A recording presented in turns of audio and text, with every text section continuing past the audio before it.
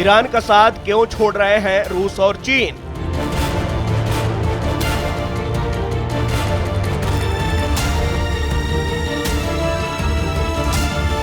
पश्चिम Asia की आग बुझने का नाम नहीं ले रही।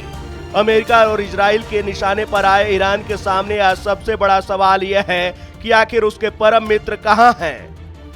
वो रूस, जिससे ईरान ने सुखोई और एयर डिफेंस सिस्टम की उम्मीद लगाई थी, और वो चीन, जो खुद को अमेरिका का सबसे बड़ा प्रतिद्वंदी कहता है।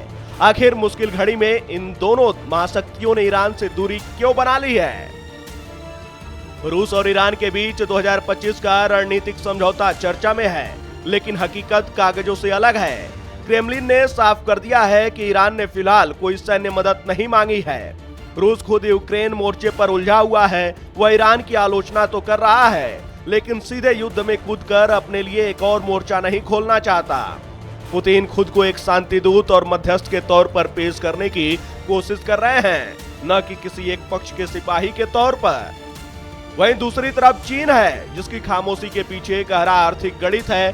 चीन ईरान से तेल तो खरीदता है, लेकिन उसके अरबों डॉलर सऊदी अरब और यूएई में भी लगे हैं। एक्सपर्ट यूनसून के मुताबिक चीन को केवल दो चीजों से मतलब है: तेल का बेरोकटोक बहाव और आर्थिक हित।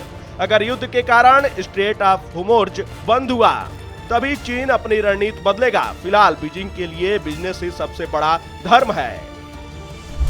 वहीं दूरी के 4 प्रमुख कारण हैं। पहला, कोई सैन्य संधि नहीं।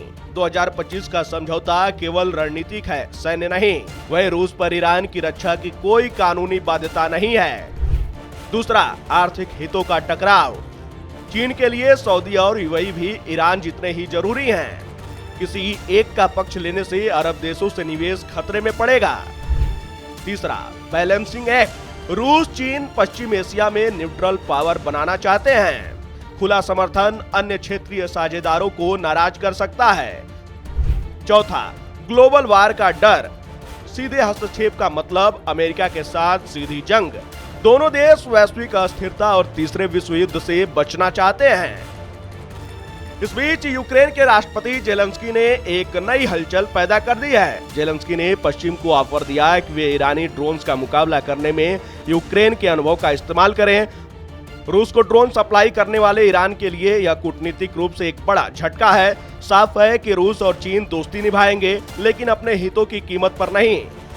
कूटनीति की इस बिसात पर ईरान फिलहाल अकेला खड़ा नजर आ रहा है। देखना होगा कि क्या तेहरान अपनी रक्षा खुद कर पाएगा या उसे इन महाशक्तियों को मनाने के लिए कोई नई कीमत चुकानी होगी।